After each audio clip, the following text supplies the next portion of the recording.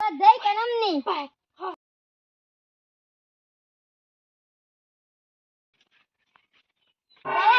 ভালো লাগে না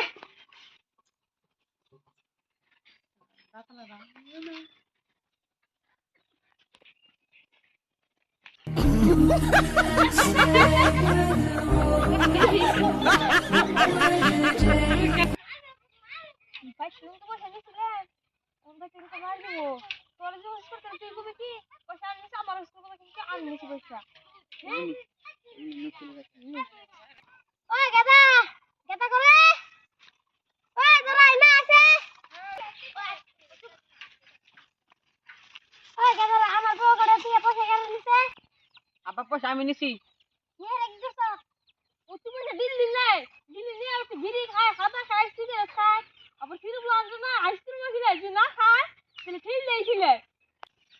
তোর না আসলে ভালো লাগে না তুই বাকি বেরো